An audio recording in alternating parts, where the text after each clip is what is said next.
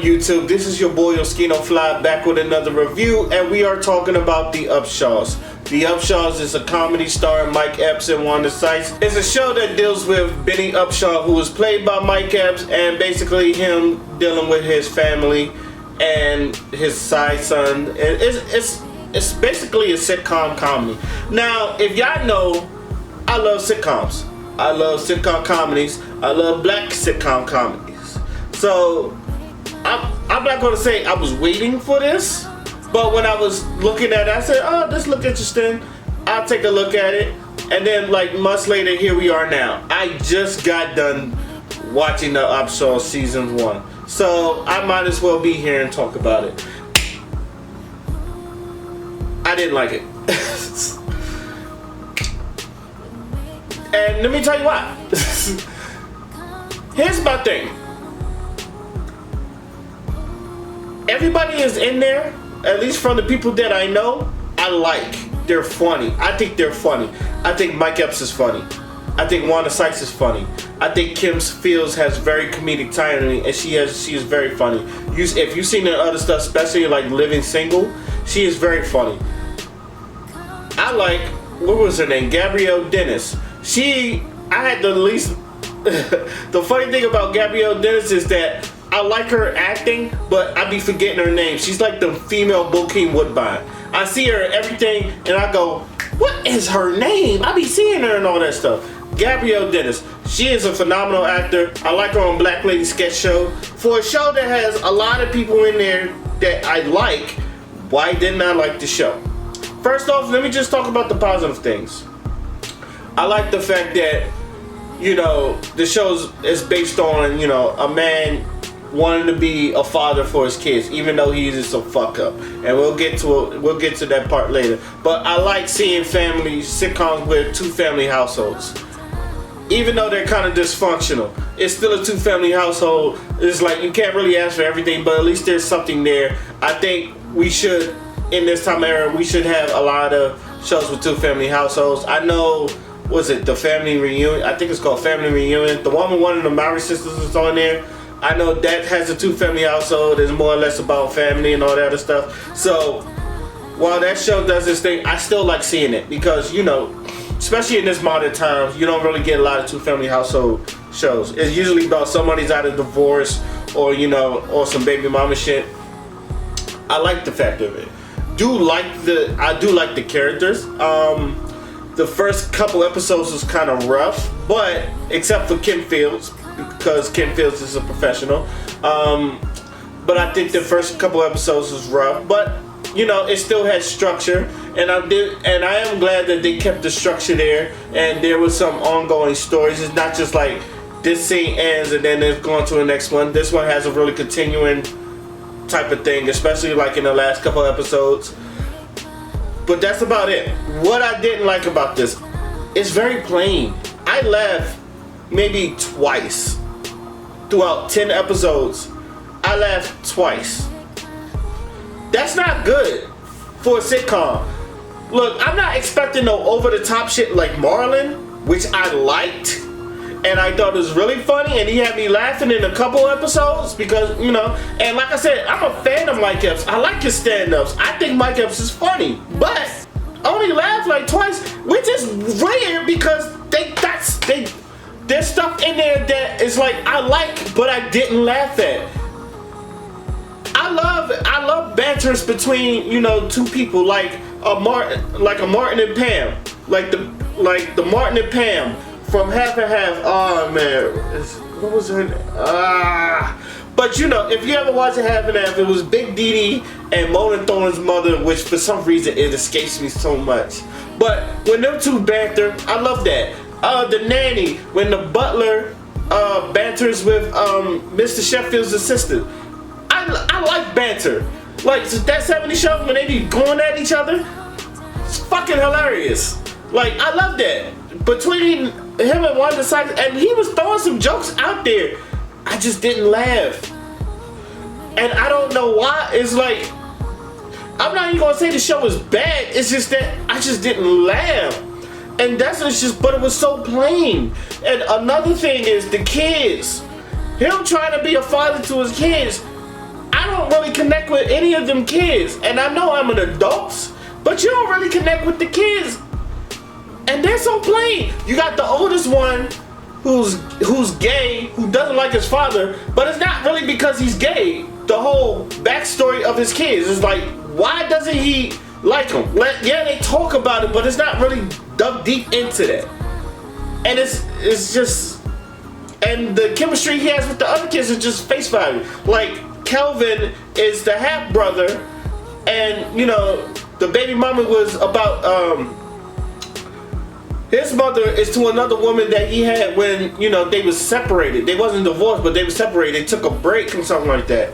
So, you know, he got a side, he got a baby mama on the side. Like I said, it's a two-family household, but it's not really dysfunctional. And Tasha, Gabrielle, played by Gabrielle Dennis, she plays the fuck out of that part. Like I said, she's a great actress. She plays the fuck out of that part. And there's most of my times where it's just like, if I would find anything remotely funny, it was with her in it. But you don't see her that much. Like I said, Kim Fields, I love Kim Fields. She does have comedic timing. She's more or less the straight woman. She was good. But like I said, nothing made me laugh. And I think that's the biggest problem. And I don't know if anybody else had problems with this, but it was very underwhelming. But yeah, back to the kids. The oldest one, obviously, I guess there was some neglection there and all that other stuff. But like I said, they don't really full deep into it. You find out he's gay, but that's not really the reason why,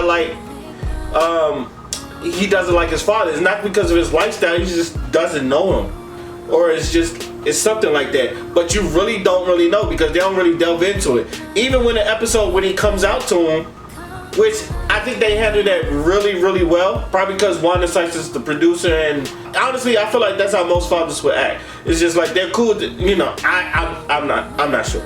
But I'm pretty sure, I'm not sure, but I thought that was handled very well. The other kids, they're there. You don't even have the connection with like the half brothers and the sisters. It's just like there's nothing in there that will connect you to them and make you feel it. The middle daughter's a smart ass. She got a smart ass mouth, and I understand it's a sitcom. It's like that girl need to be popped in her mouth a couple times. That girl got a smart ass mouth, and the youngest daughter, she's just there to be cute. And that's it. Like, that's her role, is to be cute. Nothing else. The half brother, he's like a thug. I hate to use the word thug, but that's basically what they're portraying him as. He's a thug, and like he got to do stuff of his own because her mom's a hood rat. In which, if you watch the show, I'm not being like an asshole. Mom's a fucking hood rat. Like, there's no connection between Mike Epps and the kids, and I feel like that's the weakest part of this show. For something about a dad to be responsible for his kids, they don't do that until episode 10. And this is a 10 episode series. Which, by the way, spoilers, he has another daughter. I don't think they needed that. First off, you still need to have this still needs to be episodes for, and this is what Family Reunion did with the other kids and the grandmother. Like the little light-skinned joint and the Loretta Devon's character. They have episodes to each other where, they talk about this thing. You can tell like differences between generations. This one is just like, you don't get that till episode 10. I know Kelvin gets one where he steals a car from a dude played by Big John. Shout out to Big John. I like his stuff, and I'm glad seeing him in TV on Netflix. So big shout outs to him. I felt like he should have been a returning character though. They didn't utilize him enough. He also, to me, he was like very interesting without being interested. So that's one thing. And then you got the other thing with Wanda Sykes, and I feel like she's there, and she's supposed to be like the person you banter with. I think she's only there for Mike Epps to banter with. And like I said, he throw the jokes. They throw jokes back and forth at each other, but none of them really hit.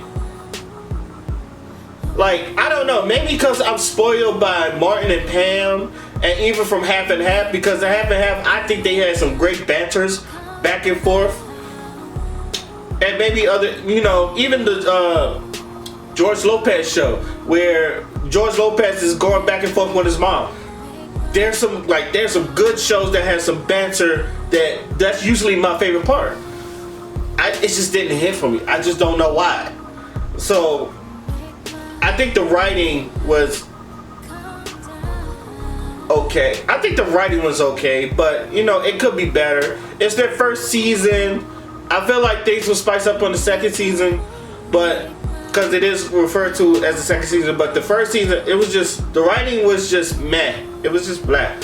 Spoilers, and I'm going to get to. There's an episode, and it goes on until the end of the season where Kim Field's character is basically practicing to get her BSA.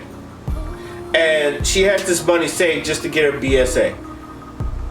And this is another, and we'll talk about that. But let me just explain the story. They go through it. She go to the BSA. The father takes the money out, knowing that she needed that money. It's just, and then she throws her ass through. She kicks him out and all that other stuff. I understand sitcoms as format. Sometimes it's very stereotypical. Like I said, the youngest one is just there to be cute, and get there to be cute. One of the kids always got to be a rebel. One of the kids always got to be by the book. It's very plain.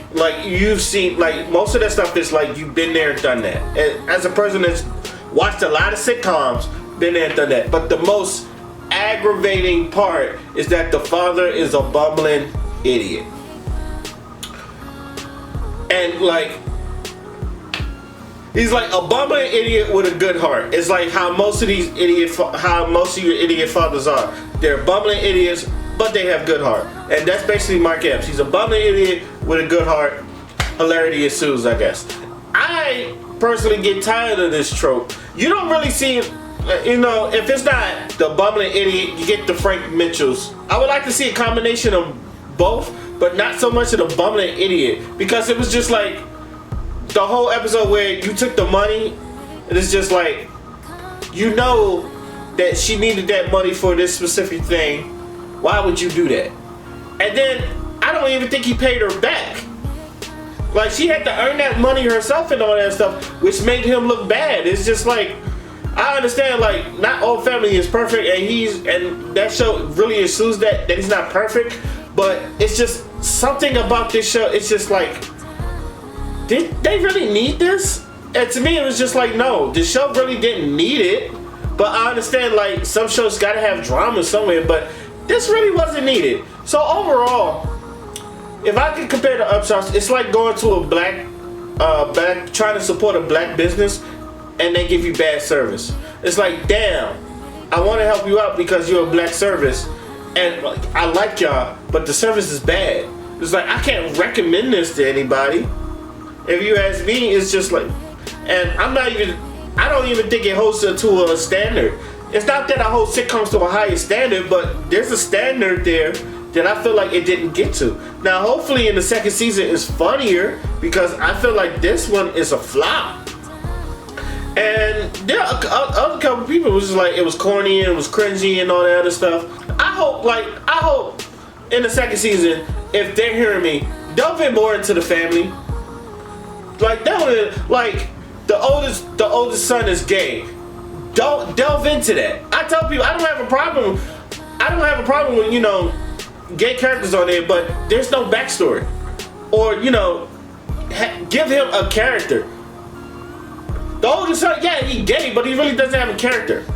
Matter of fact, none of these people have a character except for Mike Epps, who is a bumbling idiot with a good heart. Excuse me. But like I said, I think the writing should be better. I think and it's not none of the actors' fault, but I feel if you're going to give them something, please give them more characters. I want this show. I do.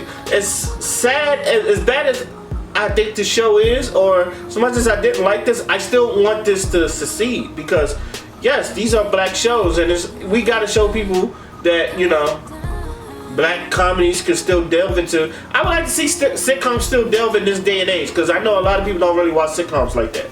It's more or less people my age. So I want this to succeed. I really do. But I just didn't like it. So that is my review. Let me know what y'all Do y'all like the Upshaws? Did y'all not like the Upshaws? How did y'all feel about the characters? If you did like the Upshaws, who was your favorite character? Let me know in the comment sections. Till then, my name is Oscino Fly, and I'm out. Peace.